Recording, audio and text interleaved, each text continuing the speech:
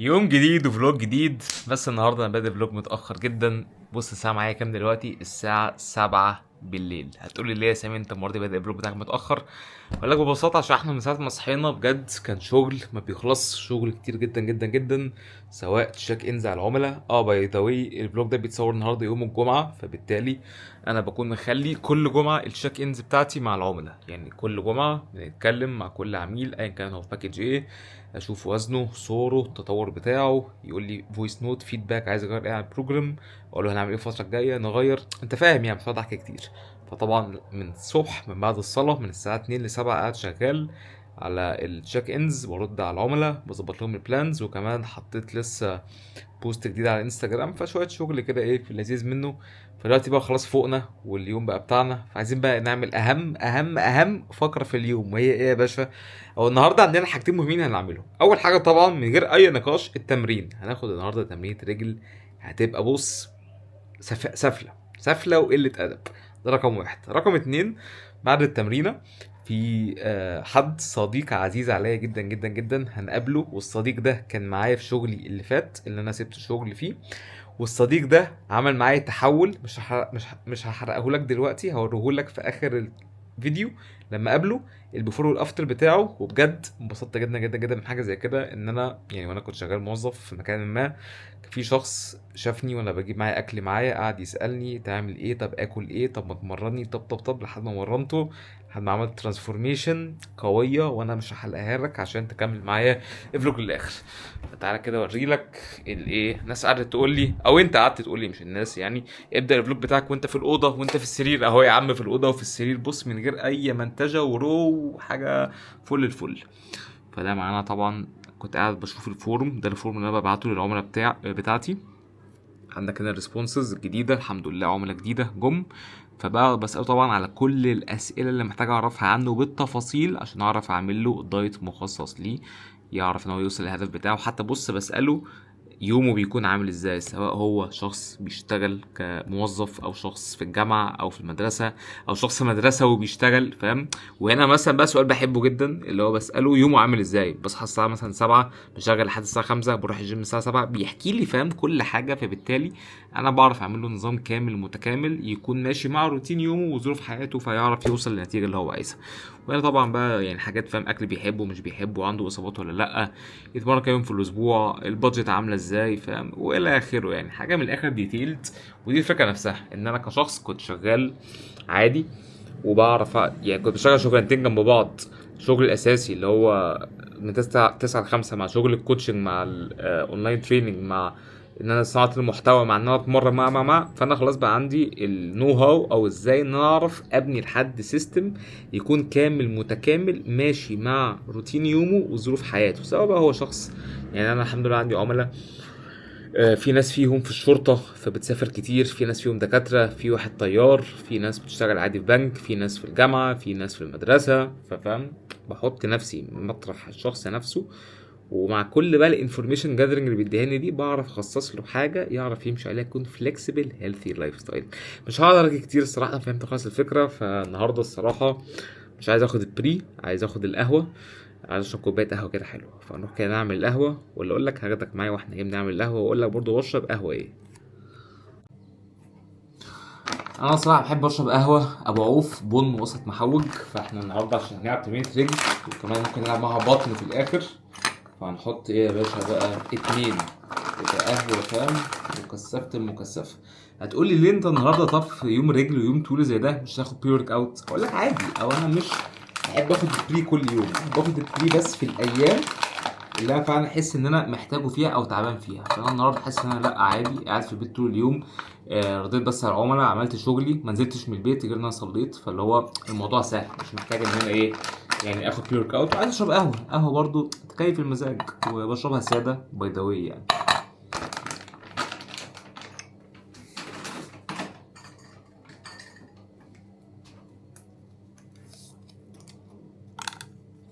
والقهوه بقى عشان تطلعها بوش جامد حرفيا مش محتاج انك تقلبها بس مره واحده جامد كده زي ما انا بعمل كده في الاول، بس تسيبها على نار هاديه زي دي كده، وتفضل بقى ايه سايبها، ووريك الوش في الاخر لما تطلع. والقهوه كده خلاص شكلها بتقول، ونرفع وبص هتشوف حته وش انت ما شفتوش قبل كده. عارفين وقفتك كده قدام القهوه بتحسسك فاهم بالذل ساعات، لكن دايما تكون عارف ان الحاجه الحلوه دايما تاخد وقت كتير عشان تتعمل، زي القهوه الحلوه دي، وزي طبعا ايه الفورمه الجامده يا باشا. فكده خلاص اهو فاهم فارت معاك، تقوم قافل عليها، تشوف بقى الوش معايا. اراهنك لو دي ما جابتش وش يعني بص خصم 90% على التمرين اونلاين. يلا بينا، انا راهنت يا باشا. الكوتش يا باشا لما يكون ايه واثق في قدراته. شايف الوش يا باشا، شايف الوش، طريقه عمل القهوه والله فنان. ناخدها بقى كده ونقول ايه كلمتين او نشوف الكلام على ايه.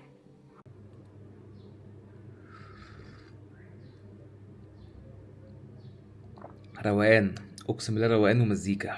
عايز برضه اوريك بقى واحنا بنشرب كده القهوه ونستعد للجيم، كلاينت عندي شوف مستواه عامل ازاي يا جدعان. والله العظيم الراجل ده خلاص يعني هيعديني. عايز بس بص معايا، تعالى يا باشا. دي صورته حلو. يعني انا بجد معايا يا جدعان دبابات فاهم، دبابات يعني ايه ده ايه ده ايه ده. ودي صورتي، فهو من الاخر فاهم كنت بعلمه البوز فاهم. يعني الفرق عامه مش كبير، بس ما شاء الله بجد كنت بعلمه ازاي هنا يقف في الوقفه بتاعتي الفرونت سبريد. ايه الحلاوه دي. بس هو بجد ما شاء الله يا جدعان يعني وصل لتطور جامد. وهنا بقى تفهم حته انك انت ما تقارنش نفسك بحد، عشان ما ينفعش تقارن الصوره دي بالصوره دي، عشان ده حد عنده حياه، عنده عمر تدريبي، عنده فتره، عنده هدف، عنده شغل، عنده. ده حد تاني بدأ الجيم لسبب تاني، عنده حياته، عنده ظروفه الخاصه، عنده. فالفكره انك انت ايه دايما تقارن نفسك بنفسك امبارح، وما تقارنش نفسك بتطور حد. فقلت بس ايه افوقك واقول لك، وناخد كده بق كمان بقى ونقوم نلبس ونروح الجيم عشان تبقى تمرينة رجل لنار.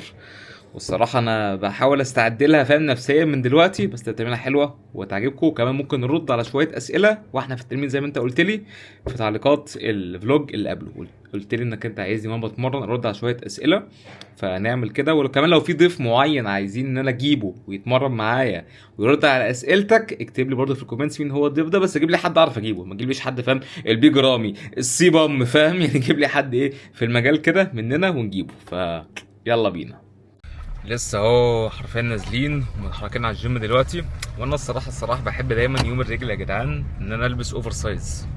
يعني اكيد مش انا لوحدي اللي كده، لكن بقيت مؤخرا بقى بحب اي يوم ابر او في عضله يعني ابر شيست بقى ظهر ايا كان، لا البس الكومبريشن.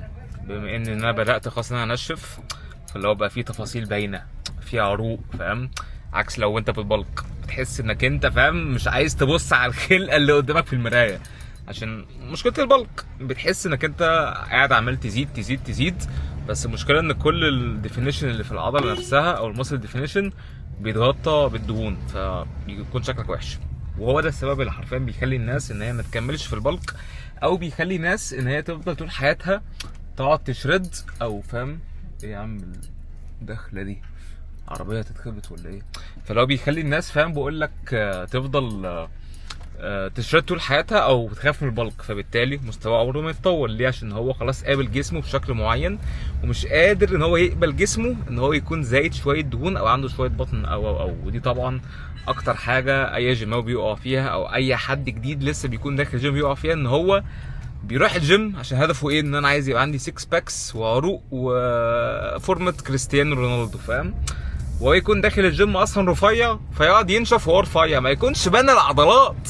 انت حرفيا يعني بتبني عضلات في سنين وبتخسر شويه الدهون اللي بديناك دول في اسابيع. فابدا البلك يا باشا، وحتى عادي وانت في الصيف دلوقتي بلك. ايه المشكله لما انا اسافر الساحل ويكون عندي شويه بطن مضايقني، او يكون فاهم ما اكونش 7% نسبه دهون ومقطع ومشرخ؟ ايه المشكله يعني؟ عادي فاهم. المهم ده يكون كويس، نفسيتك تكون كويسه، تكون مبسوط باللي انت بتعمله، والاهم تكون بتزيد عضلات. فقربنا اهو خلاص نخش على الجيم. فاشوفك لما نوصل الجيم واحنا راكبين العده، ويا رب يا رب يا رب الاقي النهارده اي حد كده يخش معايا تمرين رجل، عشان الصراحه عايز اتمرن مع حد فاهم. يعني بيكون في ايام كده بتحس انك انت مش قادر تتمرن لوحدك، بس بتجبر نفسك. وهو ده يا باشا الالتزام، هو ده الديسيبلين، انك انت في الايام اللي زي دي بتجبر نفسك وبتنزل تتمرن، مش تقعد على الموبايل في البيت. ليتس جو، اشوفك في الجيم. لسه واصلين الجيم النهارده فاضي، تبقى تمرينه رايقه. وعايزك برضو تقول لي رايك في الفلتر اللي احنا حطيناه دلوقتي. حاسس ان مستوى الفلوجز نفسه بدا يعلى شويه. وبص شايف الحركه دي طول ما انا ماشي تمشي معايا شويه فاهم شغل عالي يعني. فهي دي الفكره نفسها، انك انت حرفيا تقعد تجرب ومستوى يتحسن واحده واحده. وده اللي انا بحاول اوصله لك في كل فلوج زي ما بعملها، ان بجد مفيش حد يا جماعه بيبدا مثالي. يعني شوف اول فلوج انا عملته كان عامل ازاي، كواليتي كانت سيئه من غير فلتر، مش عارف حتى اظبط الانجلز كل الكلام ده. ودلوقتي الحمد لله بقت حاجه راضي عنها، ولسه طبعا في حاجات اعلى من كده بس هي بتيجي واحده واحده. فابدا يا باشا النهارده، ابدا في اي حاجه انت عايز تعمل فيها اي حاجه، سواء انك انت تعمل محتوى، تصور نفسك في الجيم. ما تخافش من الناس اللي حواليك، ما فيش اي حد مهتم، اقسم بالله صدقني كلها افكار هنا. وابدا في رحله التحول بتاعك واعمل دايت واتمرن، وصدقني ده هيكون احسن قرار تاخده في حياتك. فنسخن دلوقتي ونبدا التمرين بتاعتنا ونشوف ايه الكلام على ايه. وانا الصراحه عايز يعني في جهاز عايز اخلص منه بدري في التمرين، وهو الجهاز ده، يعني جهاز السكوات ده في حد وقع بيه، فده بالنسبه لي الفاينل بوس في التمرين. فده لو خلص التمرينه خلصت، فانا احاول اخليه في الاول بحيث ان احنا ايه نتشل كده ونهدى، والتمرينه بعدها كده بتكون رايقه لما ده بيخلص. فيلا بينا. فانا بحب بقى دايما ابدا الرجل بالسيتد ليج كيرلز مش اللاينج. هتسالني ليه؟ هقول لك ببساطه عشان دي بتكون مريحه لظهري وانا قاعد ونفس الحركه. وكمان الابحاث مؤخرا اثبتت ان السيتد دي بتطلع لك عضلات اكتر بكتير من اللاينج لما تلعب وانت نايم على بطنك فاهم يعني دي عضلات اكتر وشكلها احسن من الثاني وانت نايم على بطنك. انت فهمت خلاص الافيه يعني، فاهم؟ فدي تبقى المجموعه الفعاله بتاعتنا. سخنت خلاص كويس، هخش دي مجموعه فيلير كويس. وفكر فيها انك انت بتلعب كيرلز، اكنك بتلعب بالبايسبس كده بس برجلك، فهي نفس الموشن. ودايما ده نزله على الاخر وظبط ده على المستوى بتاعك، عشان كل واحد فينا اصابته غير الثانيه، طولك غير الثاني، فالحاجات دي بتفرق يا جدع، بتفرق قوي يعني. فماشي وزن مناسب، نسمي كده ونقول بسم الله.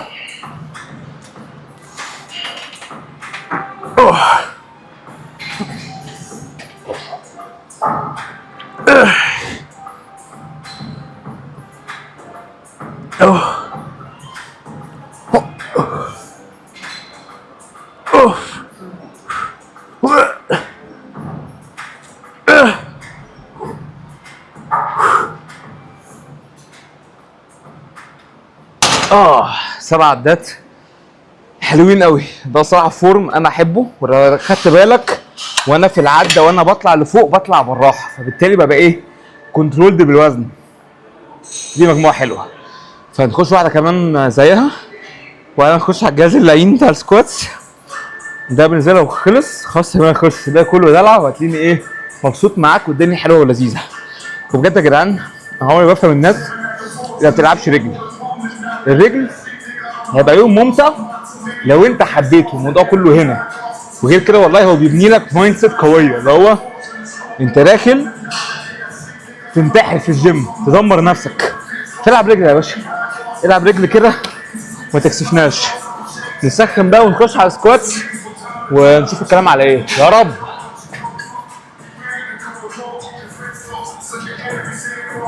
تست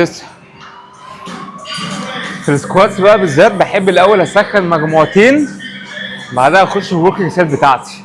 يعني بخش اول مجموعه وزن قليل 4-5 عدات، بحيث ان انا بس اورم اب ومرن مخي على الحركه نفسها، كنت سخنت كويس. بعدها اريح، اخش تاني مجموعه 70% من الماكس ويت بتاعي قعدتين 3. بعدها اقوم مريح دقيقتين واخش بقى مجموعتين بص سلخ للموت. وطبعا اهم حاجه فيهم الرجل زي ما انت شايف ايه الشراب بتاعنا، فاهم؟ تشيكن ليجز، عشان كل ما تفكر انك انت تفكس التمرينه او انك انت ما تجيبش اخرك في التمرينه، تشيكن رجلك دي تبقى كوكو يا كوكو.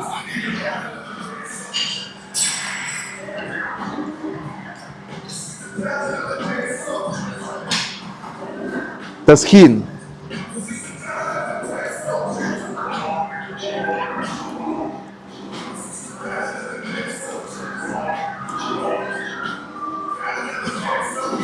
شفت 5 عدات، سخنت الدنيا كده ما جبتش اخري.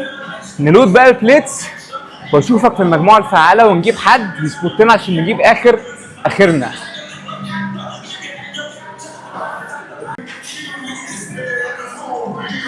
نربط بقى السترابس، وحرفيا انت لو بتكسر تربط دي انت بجد فاتك كتير. معانا الاخ هيسبوت لنا النهارده. قول لهم انت قلت لي ايه لما قابلتني الاول؟ انا عامل له يعني كل حاجه. بتستفيد مني يا باشا انت كده بامانه. حب الناس يا جدعان، انا عشانك هحاول اجيب عدة زياده النهارده. فنربط كده السترابس اللي زياده بتاعتنا. بتستعمل سترابس ولا لا؟ لا ليه؟ بتكسل؟ بستعمل ايه على الايد ماشي. وبعدين بقى تضعف في الحته دي خالص. بتستعملها في كل مجاميعك ولا مجاميع معينه؟ انا اصلا فهمني، علي بس صوتك عشان الصوت يوصل هنا. انا زمان كنت بجيب بتاع 100 كيلو وانا قد كده. ما شاء الله. اقف كده قدام الكاميرا وريهم بس التحول بتاعك. شايفين يا جدعان كان 100 كيلو. قول يا باشا. بس كنت بستعمل بقى الستراب كل يوم تقريبا لحد ما جت فتره بقى كنت بشيل بقى عشان الستراب دي الاقي بترعش. عرفت ان دي خلاص انا ما ينفعش استعملها. انت السترابس المفروض تستعملها في مجاميع معينه. تقيله صح؟ يعني دي مثلا هستعملها في واحده، اللي جايه مش هستعملها فيها عشان هقلل الوزن، فاهم؟ فبالتالي مفاصلك نفسها خلاص بتتعود على حمل معين من غير الستراب. هي فكرتها ايه؟ بتضغط قوي، فبالتالي انت المنطقه نفسها دي بيبقى فيها ضخ عالي وبتنمل معاك. انت مش بتحس بالوجع، بتحس بالوجع بعد ما انت تخلص مجموعتك وتفكها، اللي هو تقوم حاسس الاحساس، فقوم جايب عدتين زياده. فطبعا بتفرق قوي معاك في كل الحركات عامه. هنا عند الكوع قوي عندنا كده كده ماشي. يلا بينا يا باشا. انا عايزك ما تساعدنيش، سيبني اعتمد على نفسي. ممكن نجيب لو جبت 7 عدات يبقى انا كده جبت لك عده زياده النهارده. عارف هتساعد منين ولا ايه؟ طب اقف كده طمني بس، اطمن. ماشي.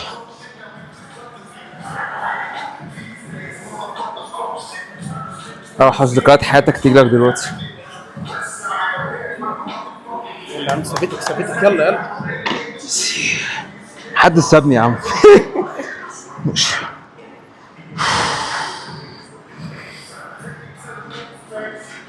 واحد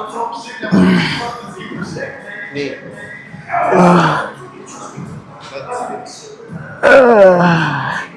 ثلاثة زيهم.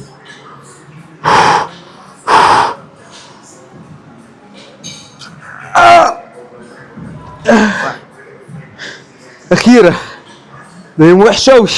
وعشان خاطري ومش عشان خاطري وبتاع. تضحكش يلا.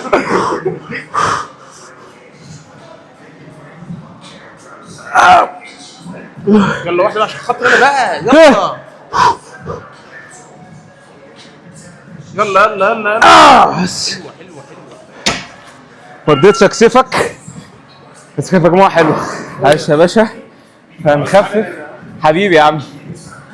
ايه يا جدعان ده؟ عظمك كبرت ولا ايه؟ كان المفروض اجيب 7 عدات بس لا، مش مبسوط. حاسس هو كمان ساعدني قوي، فهريح بقى حبه حلوين واقلل 5 كيلو، واللي جاي هحاول 7 عدات. فدي الفكره نفسها، انك انت ما تعملش ايجو ليفت وخلاص، وتعرف انت كمان تقيم مجموعتك عامله ازاي. فدي بالنسبه لي مجموعه اديها 7 من 10. شايف مع كل الحزق ده 7 من 10. صور بقى نفسك فيديو وانت بتتمرن، بعدها اتفرج عليه لما ترجع البيت وشوف مجموعتك وقيم مجموعتك. هتلاقي مثلا بقيم مجموعتك 4 من 10، 5 من 10. دايما تلاقي ناس تقول لك اما اتمرن للموت ومجموعتين للفيلير وبقتل نفسي وي بس هو تمرينته هتلاقيه ما بيتعبش او مش بيوصل بجد للفيلير اللي بجد هو محتاج يوصل له. فنخش بقى على اللي بعد دي، نلعب سمانه عشان نرميها في الاخر. عشان ايه؟ السمانه ما تبقاش مونو، عايزينها تكبر تاخد حقها.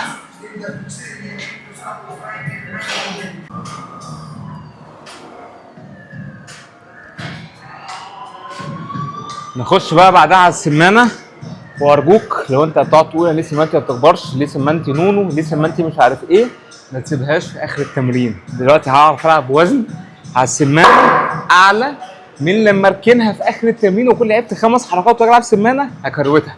عكس دلوقتي وانا لسه 60% عندي باور، عندي انرجي، فعارف ان انا احط عليها حمل زياده مش متعود عليه، فبالتالي اتطور فيها. عشان كده دايما بنقول يا جماعه ان البروجرام ديزاين بيفرق جدا على حسب نقط ضعفك انت. شخص مثلا دراعه قوي هيرتبه بترتيب معين، شخص عايز يقوي سمانته، شخص مثلا عنده الترايسبس دايما بتوصل للفيلير قبل الشيست، في اي حركه بريس يجي يلعبها دي بتوصل للفيلير قبل الشيست. فهو الشيست اول ما بيكبر مع انه شايل في الشيست 50 و50 بنش، بس ده مش هيكبر ليه؟ عشان ده لسه ما وصلش للفيلير، ودي الوسط الفيلر الاول. فمثلا حاله زي كده يعمل ايه بكل بساطه؟ يبدا اول تمرينته بحاجه ايزوليشن تبقى مثلا على باتر فلاي تفتيح، فبالتالي بيلعب بيور تشيست، فده فعلا يوصل الفيلر. فنفس الفكره لو طبقتها في كل تمارينك دي تتظبط. فنخش بس ان انا بلعب 3 مجاميع، وطبعا وانت واقف وتفرد ركبتك على الاخر وفول ستريتش يا باشا، وتحس ايه بالعضله كلها.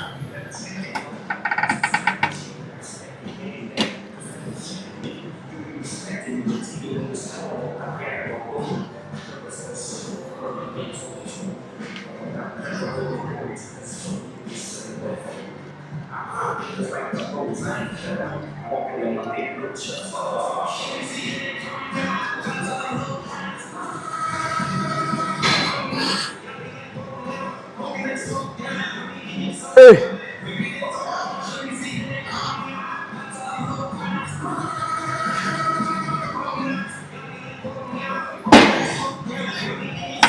اوف، شفت اللي حصل ده؟ كان ممكن بس لو انا ما استوعبتش صح يجي لي اصابه.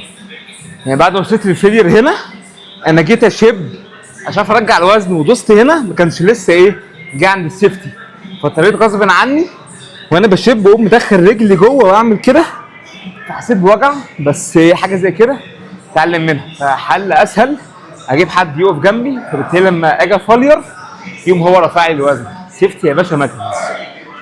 فكده لعبنا السمانه، نخش بقى على حبيب الجماهير الار دي الز.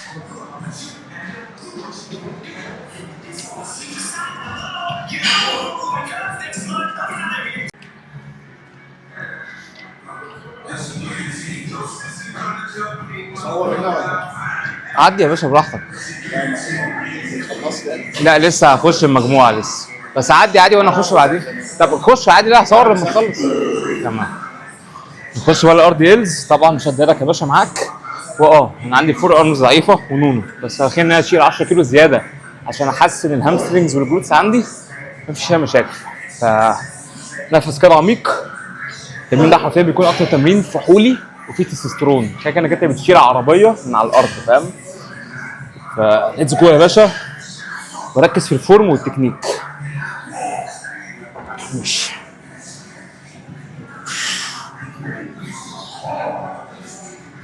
Three, two.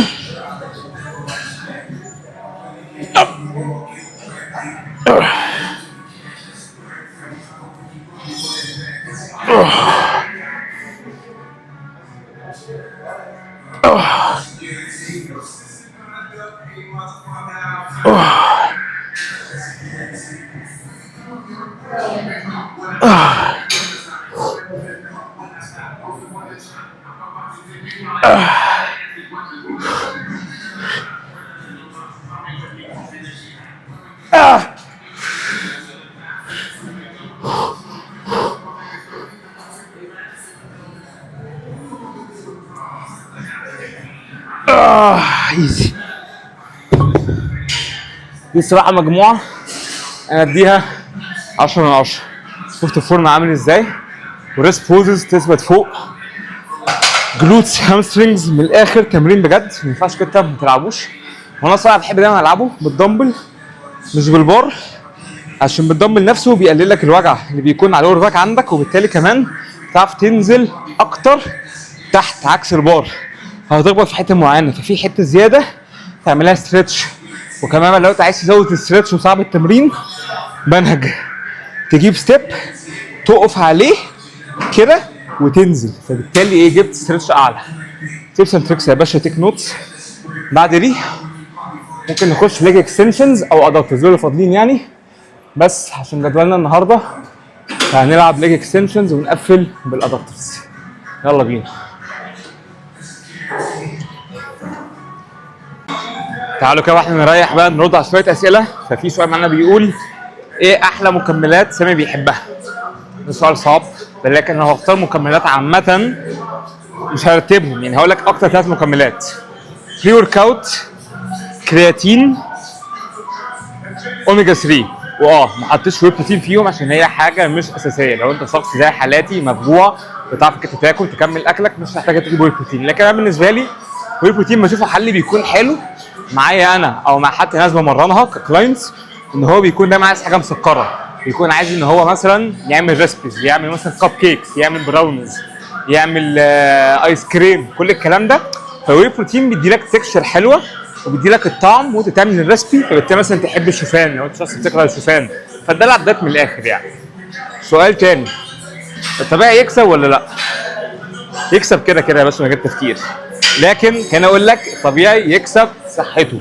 يعني انا شخص اهو طبيعي بتمرن طبيعي، صحتي كويسه الحمد لله، كل حاجه تمام، مش بلعب في الهرمونات، كل حاجه كويسه، قادر اوصل لشكل طبيعي، فبالتالي صحتي كويسه. لكن لو هنتكلم بقى على مجال البطولات وكده، فطبعا يعني مش حاجه كلام، فاهم؟ اي حد بيكون واخد ستيرويد هيكسب الطبيعي، فاهم؟ يعني حد عنده ادفانتج عنك فبالتالي هيكسب، فمش محتاج اي تفكير. سؤال ثالث، ايه هو احسن نظام تمرين يا كوتش وليه؟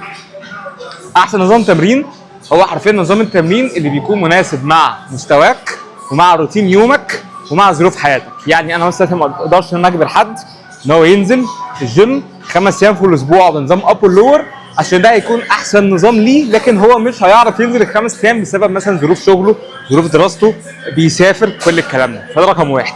رقم 2، الشخص نفسه مستواه في التمرين عامل ازاي؟ هل هو شخص مبتدئ ولا هل هو شخص بروفيشنال؟ يعني مش مبتدئ بقى اكتر من سنه بيتمرن، في كل دي عوامل بتحطها وانت بتختار نظام التمرين نفسه. ده رقم 2. رقم 3، احسن نظام تمرين هو حرفيا نظام التمرين بيكون مناسب زي ما قلت لك مع ظروف يومك وروتين حياتك.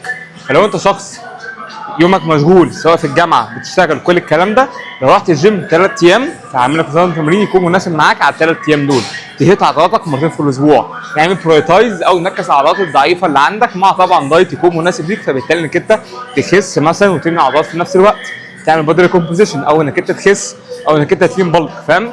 فما فيش حاجه اسمها احسن نظام تمرين ايه، احسن نظام تمرين هو بيكون مناسب معاك انت، والحاجه اللي انت اهم من ده كله تعرف تستمر عليها لفتره طويله.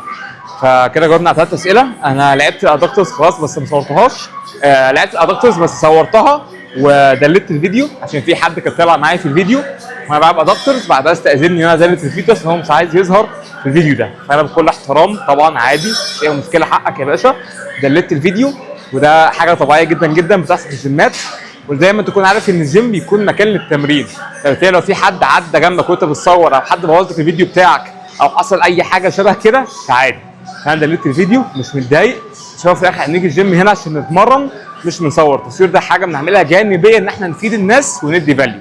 فاحنا خلاص لعبنا الادكتورز، فنفنش التمرين بالليج اكستنشنز، ممكن كده نلعب بطن في الاخر، ودي كده تكون ايه تمرينتنا، فنخش بقى على الليج اكستنشنز مجموعتين برضو للفيلير.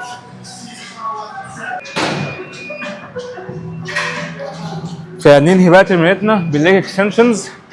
وانا الصراحه في العادي دايما بحب العبه سنجل ليج زي ما قلت لك قبل كده، لكن النهارده العبه دبل. هتسالني ليه؟ فاقول لك عشان انا دلوقتي ركبتي دي وجعاني، حسيت بالوجع في السكوات، فالحل الاسهل دلوقتي انا ما العبش كل رجل لوحدها، فبالتالي اوزع اللود ده كله على الاثنين، فالوجع هنا هيقل. عكس لعبت دي سنجل ودي سنجل، دي هتتعب جدا ومحتاج اروح اعمل جلسه ريكفري في اسرع وقت، او ان انا اكشف عشان في هنا مشكله، فان شاء الله تكون ايه حاجه بسيطه. فطبعا زي ما انت عارف ترجع الكرسي بتاعك على الاخر كده، شفت كده؟ بص اول حركه هي معانا رجع، انا دلوقتي قاعد عادي رجعت الكرسي، ده رقم 1. رقم 2 تربط شدادك لو انت ضعيف زيي، فانا الصراحه ضعيف بحبك والله، فربط شدادي عشان اقلل الحمل من على الفور ارمز عني وانا بلعب. جربها مش هتندم. ده كان رقم 2 ماشي. رقم 3 هعمل كده، بص فردت الحوض عندي ازاي كده والعب يا باشا.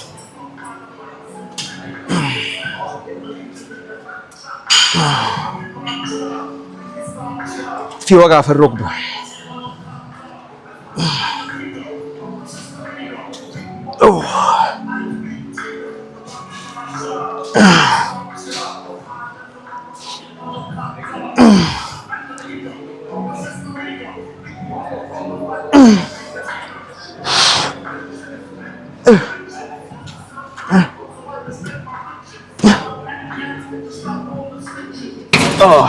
لو خدت بالك قعدت في اول العب كنترول دريبس، بعد كده لما حسيت ان انا خلاص فاضي، لو فضلت 3 عدات رحت لعبتهم بسرعه، فده برضه تكنيك ممكن تلعبه. احنا محتاجين نكشف على الركبه دي، ادعوا لنا كده تكون حاجه بسيطه، وكده لعبنا خلاص رجل خلاص. نلعب بطن بقى، نروح لصاحبي مروان عشان أنا كده اتاخرت عليه. الساعه كام؟ يا لهوي الساعه 9 اتاخرت عليه وزن وصل. فنلعب بطن ولا لكم تمام بسرعه، تاني واحده بس للبطن ونتحرك على طول.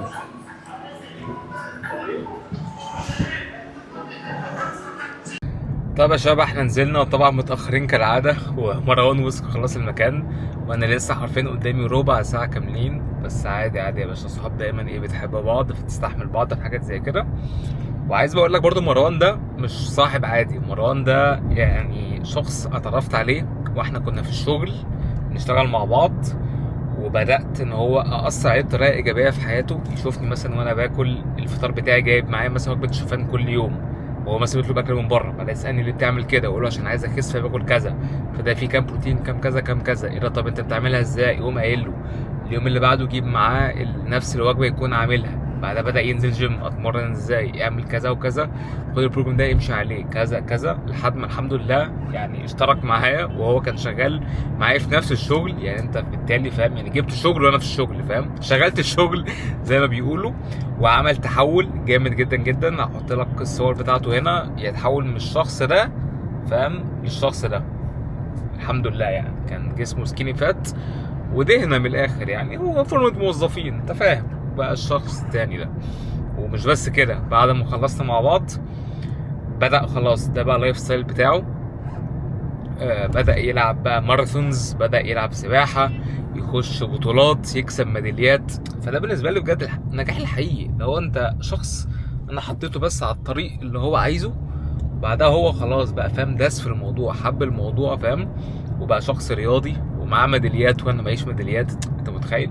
يعني انا يعني هسيب له المايك لما نوصل واحنا بنلعب. المفروض احنا رايحين نلعب بلياردو بينج بونج حاجات زي كده، مكان هو رشحه، فنشوف بقى اذا كان حلو ولا لا. وهخليه فاهم يحكي لك القصه نفسها عملت ازاي وبدا منين ووصل منين. بص تسمع يا باشا، تسمع من الشخص نفسه، دي احلى حاجه. بس فاحنا متاخرين، ف الاحسن اسيب الكاميرا واركز في السواقه واشوفك بقى ايه لما نوصل هناك.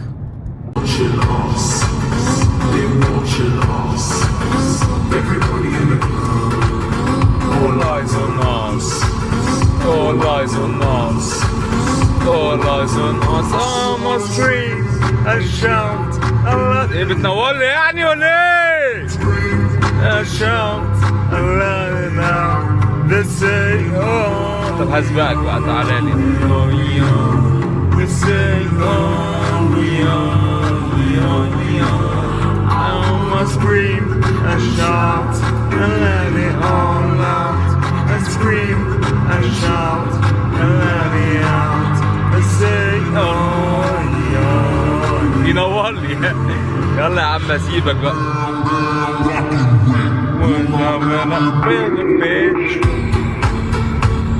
كفايه قوي بقى كده، نركز في السواقه ونوصل على خير. لسه واصلين. معانا مروان يا باشا. تأخرت عليك انا، ها؟ تأخرت عليك ولا تأخرت ولا أي حاجة ولا اي حاجه، نص ساعه بس. ها المكان ده حلو بقى، انا اول مره اجي فنستكشف كده نشوف الكلام على ايه. يوم الراحة النهاردة. اصعب يوم يا باشا عليا جيماوي والله.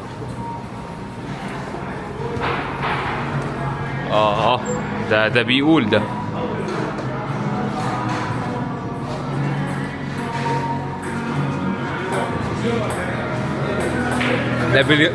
ده بلياردو وبينج بس صح؟ عامل إيه؟ فلوج يا باشا، فلوج. قول هاي. هاي هلو، ايه الاخبار؟ بلياردو وبتاع وشويه دلع. فانا بقى اثبت لكم ان الجيماويه مش بتوع جيم وبس، نعرف نلعب برضه بلياردو والعاب تانية. فنحجز بس وندفع ونثبت الكاميرا ونشوف الكلام على ايه. تكسر ولا اكسر انا يا باشا؟ كنت لسه أسألك نفس السؤال ده. انت عندك كام سنه؟ دغدغ. انت عندك كام سنه؟ 28. وانا 25. يعني انت الاول يا باشا. ماشي يلا بينا. هتكسف قوي دلوقتي لو انا عايز اثبت لهم ان الجيماويه برضو بيعرفوا يعملوا حاجات تانية غير الجيم، فاهم؟ فاحنا هنشوف الكلام ده. انت سباح جيماوي اتفرج. اهلا. هات يا ابني. على فكرة الكاميرا هي اللي وترتني. اول حاجه الاستيكه دي تمسكها. على فكره انا بوظت الضربه ديت عشان سامي بس يلعب وما يزعلش. انا اخر مره لعبت من زمان خد بالك كده. ها اهي اول واحده بس نزل 4 كور سوليد. هي واحده نزلت سوليد.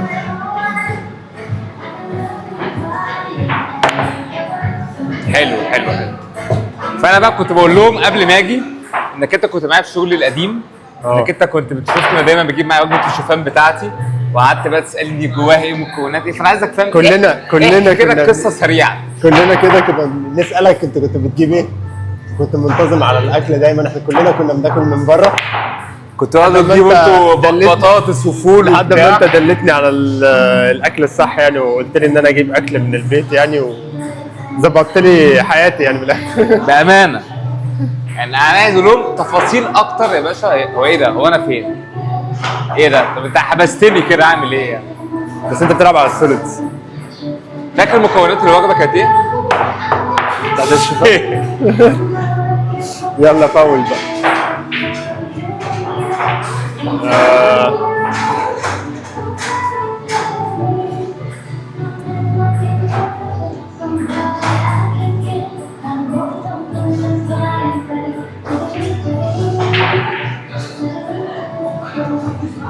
العب ولا ايه؟ العب انا؟ انا ما كان فاول. ايوه انت وقعت؟ لا لسه ودي يا باشا.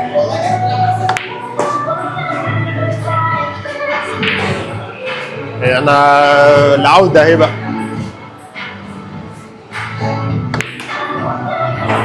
مش هخليك تلعب.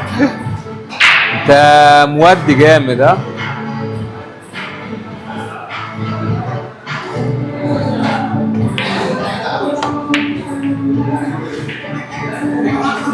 كفايه العب بقى يعني انت. يلا بقى.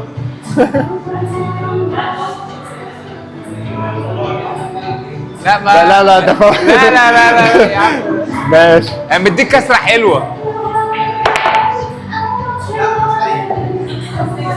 نايس.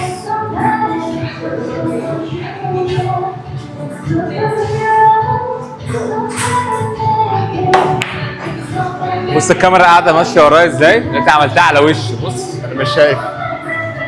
هتلاقيها يا جدعان عماله بتتغير طول ما بمشي. سامي صارف هنا. ايه؟ بقول سامي صارف هنا. سامي صارف هنا. وقعت حاجه؟ لا العب انت بس على السوليد بقى يعني. انا عارف يا باشا. الخضره الحمراء ديت الاورنج.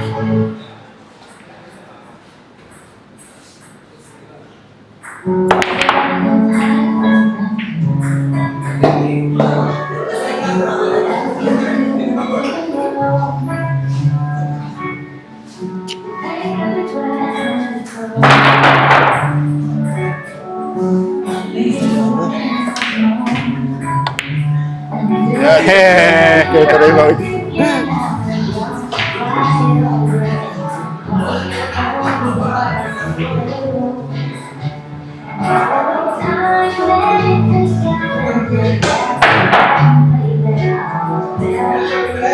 ايوه انا عايزك تحكي لهم لما انا بدات امرنك، قول لهم الاكسبيرينس بجد من غير الكلام اللي انا حفظته لك. يعني قول لهم فاهم اللي هو التجربه بجد كده عامله ازاي. لا يا جماعه كدايت كتمرين بص لهم هنا وقول لهم هم باين كده. مين انا باين؟ لا انا كده باين عشان هي بصه لي انا. عشان هي الكاميرا اصلا كانت هناك كده. استنى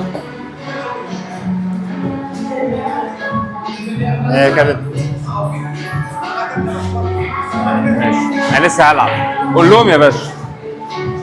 بص يا باشا مبدئيا كده اوقف هنا عشان تبان هنا يعني هي هنا احسن زاويه عشان نشوف.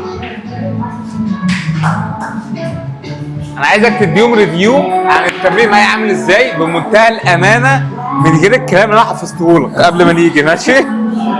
قول يا باشا كده انت خلتني يعني. اوه بس هنا عشان الاضاءه والله تبقى حلوه. ماشي. انت خلتني انتظم الصراحه يعني. قعدت على دماغي حرفيا ان انا يعني اخلي هابت معينه لاكلي وانتظم عليها بشكل اساسي يعني في يومي. يعني احنا بجد احنا كاكل معايا في الشغل دي كانت اصلا خطوه كبيره قوي. كده انت زمانك كان معاك في الشغل هو بس هم يطلبوا اكل من بره. كميه اغراءات في الموضوع الشغل، الموضوع صعب كده كده، بيكون محتاج كوميتمنت قويه. لكن لما انت حرفيا بتحط لنفسك جول معين تمشي عليه وتشوف بس النتيجه. يعني احط لكم هنا صوره اخويا وصاحبي مروان اللي كان معايا في الشغل، وبجد يعني وحشني، والشخص اللي طلعت بيه من الشغل صورته البيفور هتبقى هنا والافتر هنا. مش بس كده، هو كمان عرف ان هو يكمل بعد الشغل وبدا يخش في حاجات سباقات، يلعب سباقات، يجري. هو ليهم الصور برضه. دخل الصور يا باشا، الميداليات، السباحه. انت لعبت ايه؟ بطولات ايه في السباحه؟ اوشن مان واكوا مان وان شاء الله ايرون مان يعني قريب. فاهم؟ خلاص حياته بقى اثليت اكتر مني، فاهم؟ يعني انا ما جبتش ميداليه وهو جاب ميداليات، فاهم؟ ربنا يحميك يا حبيبي يا ابني. ريس. دورك يا باشا. هو ده اللي انا كنت عايزه، النقاش ده، فاهم؟ نقفل بقى الكاميرا ونصور في الاخر ايه مع اخر كوره. طب يا جماعه انا موقفي وحش دلوقتي زي ما انت شايف، يعني السودا بس هي اللي فاضله خلاص. هو يلعب كم كرة دلوقتي عندك كده ان ملونه؟ شاء الله ما تقعش، ان شاء الله ما تقعش. بس كده. يعني انا قعدت اقول لهم الجماويه جامدين في اللعبه وبيفهموا ومش عارف، كسفتني يعني. لا خلاص كده. بس يا باشا لينا ماتش زي رومونتادا. بس يا باشا فكان يوم لذيذ، نلعب شويه بلياردو وبتاع، نشوف الاصدقاء اللي بنحبهم. مكان الصراحه لذيذ يعني، اديله 9 من 10. بس هديله ال 10 بقى لما اعرف الحساب كام. بس نروح بقى البيت ناكل كده احلى وجبه، واشوفك ايه واحنا في البيت او واحنا في السياره.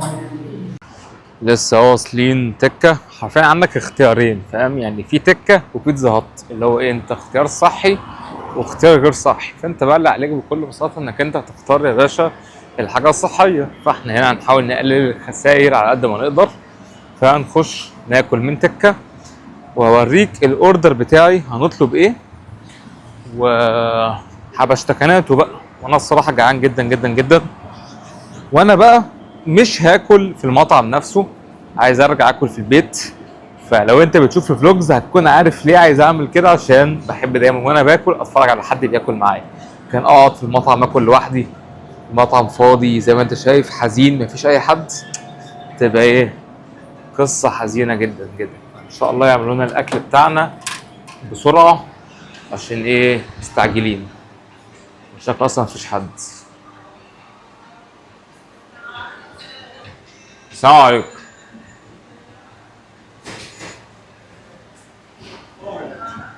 ايه الاخبار؟ كله حلو؟ ممكن اعمل اوردر بعد اذنك؟ عايز وجبه نص فرخه اللي هي بيكون معاها سايد واحد ويكون رز. واحد تكه سبايس ولا عادي؟ سبايسي. ممكن بقى الرز يكون من غير زيت، او الفراخ ما تكونش مزيته، زيت قليل. صعب خالص؟ ماشي خلاص، بس تيك اواي بقى. ايوه كده، واحد تكه سبايس والرز. ممكن في حاجه ثانيه؟ بس كده اشكرك. حاولنا.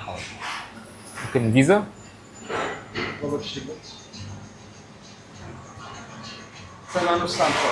تمام اه. ممكن في حاجه ثانيه؟ بس كده.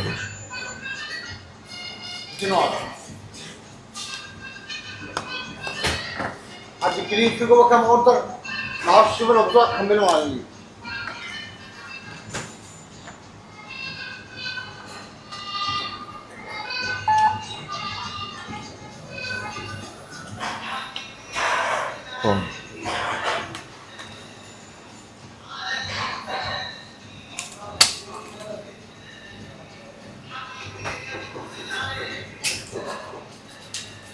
شكرا.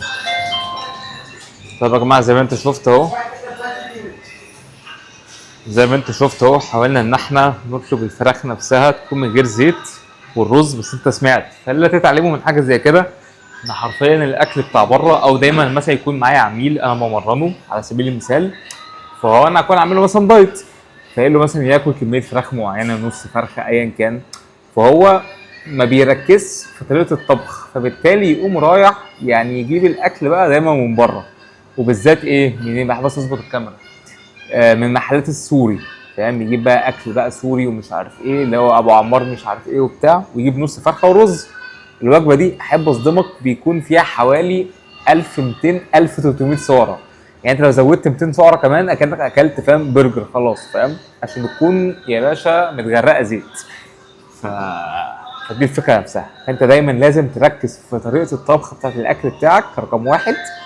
انك انت تطبخه من غير زيت، ايا كان بقى بتطبخ فراخ، رز، بيض، سمك، لحمه، يعني فاهم، تقلل. ففي زيت حلو قوي انا بستعمله في البيت اسمه سبريتز او بان. سبريتز ده المصري، بان ده اللي هو الغالي او مستورد. ده بكل بساطه انت بترش كام رشه كده على الطاسه وتحط بقى الاكل بتاعك سواء فراخ، لحمه، بيض، ايا كان، عشان بس الحاجه ما تلزقش. هو هدفه اللي هو نون ستيك، ان الزيت نفسه او الحاجه نفسها ما تلزقش على الطاسه. فدي الفكره. بس فاحنا زي ما قلت لك احنا بره، فبنحاول نقلل الخسائر على قد ما نقدر. فده بالنسبه لي اوبشن حلو. وجبه نص فرخه ومعاها رز، طبعا بيجي معاها العيش بتاع تكه ده احنا مالناش دعوه بيه، عشان ده بيكون حرفيا عيش جامد قوي، لكن بيكون كله زيت يعني انت عارف. والتوميه طبعا اوت، يعني التوميه دي 500 سعر. شايف الطبق الحلو والجميل ده انت بتحطها على الشاورما وانت بتاكل 500 سعر؟ ليه يا عم 500 سعر؟ ليه اكل الصوص اللحسه ده واكل 500 سعره عشان احرقهم، امشي 50 دقيقه على التريدميل واقعد اعرق؟ فاهم؟ فكر في هنا، لما ده يشتغل ده ينبسط، وايه دي تقوم ايه تكبر معاها. فاهم؟ هي دي الفورمولا يعني. فبس فمستنيين الاكل ناخده. ممكن نرد على كام سؤال كانوا اتبعتولي لحد ما الاكل يجي، والله فاهم، نسلي بعضينا. مش عارف انت اكلت ولا لسه، فانت لو لسه ما اكلتش جهز وجبتك يعني. بس انا هاكل الوجبه في البيت زي ما قلت لك، تيك اواي، عشان مش عايز اكلها في المطعم لوحدي. مطعم كئيب جدا جدا جدا يعني.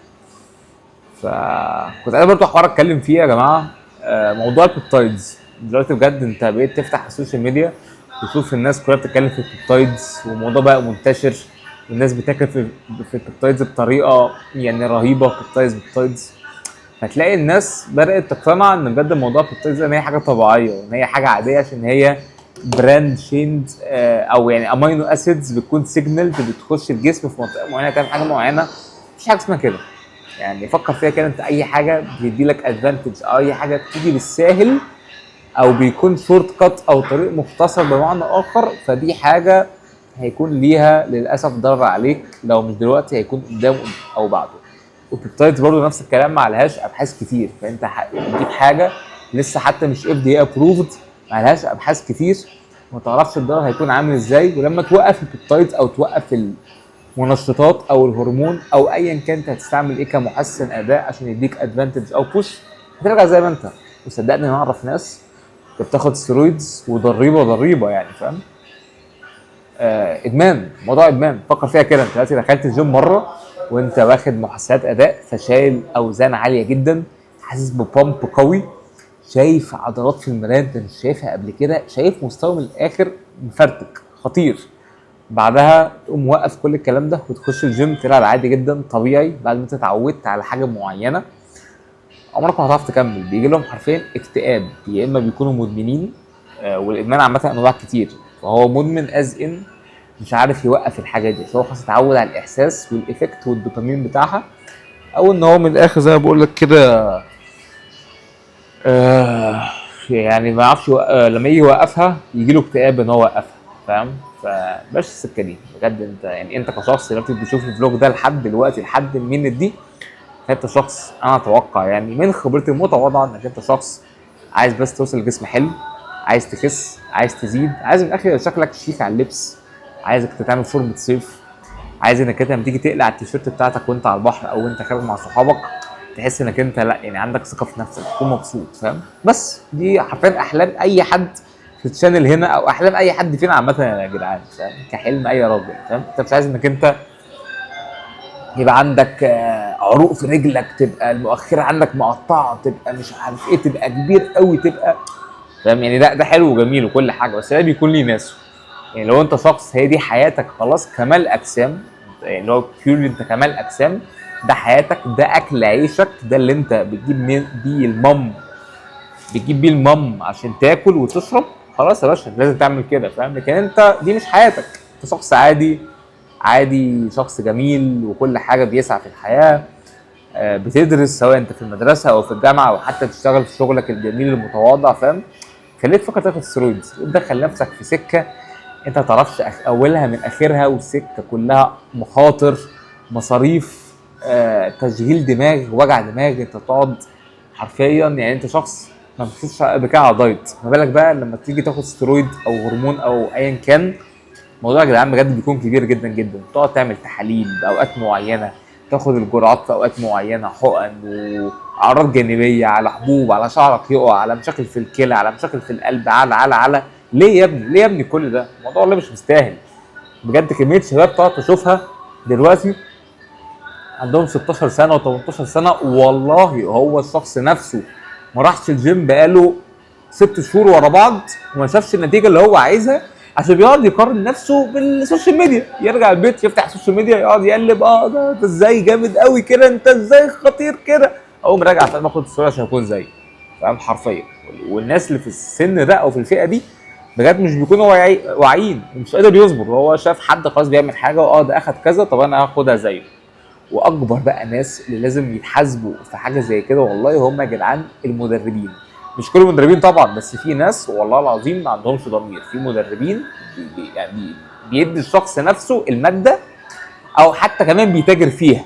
يعني يقوم شايف له مثلا واحد في الجيم لسه جديد وبتاع وبيبص في المرايه وبيحاول يشده ومش شايف حاجه ومحبط، يقوم قايل له ايه بالك اديت تتمرن مش عارف ايه، انا شايف فيك مشروع، انا شايف جيناتك، انت بس لو اتمرنت 4 شهور معايا واخدت فلان وفلان وفلان تديني الفلوس اجيبهم لك وانا هديهم لك واعلمك ازاي جسمك ده هيتحول. والواد فاهم يا عيني، واد غلبان فاهم يعني لسه صغير مش ناضج، هيصدقه، هيديله الفلوس. المدرب يقوم مديله الحقنه نفسها او يديله محسن الاداء او السترويد او البيبتايد، الواد يشوف نتيجه، انا انبسطت قوي يا جدعان، ده انا بقيت خارق مش عارف ايه، ويشكر في المدرب. المدرب اخد فلوس وعمل اللي عليه، صحت بقى الولد بعد كده، الولد بقى نموه ما يكتملش، الولد هرمون الذكوره عنده التستوستيرون يقف، الولد يخش المستشفى ايا كان المدرب ولا فرق معاه اي حاجه. شويه فضفضه كده من القلب. الاكل خلاص جهز، فنروح ناخد الاكل ونشوفكم بقى واحنا في البيت واحنا بنفرش الاكل كده مع بعضينا، ونفتح كده الفيديو اللي نشوفه ايه في البيت على اليوتيوب. نفتح بقى ونقول كده بسم الله. حاجة والله تفتح النفس. بص تكة يا جدعان، توب التوب. انا بقى صراحة عايز بقى افضي دي في الطبق هنا عشان يعني اكل على راحتي، فابقى افضيها. بس شايف نص فرخة نص فرخة يعني، ورز والدنيا جميلة.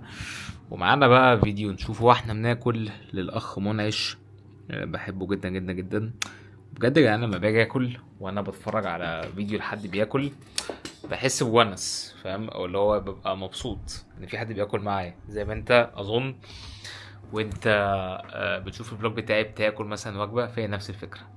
بس فهي دي الحياه مؤخرا يعني. واحد الحمد لله بيتعب بيعمل اللي عليه، والفلوجز لسه مش بتجيب فيوز كتيره خالص، لكن عادي مش مهتم.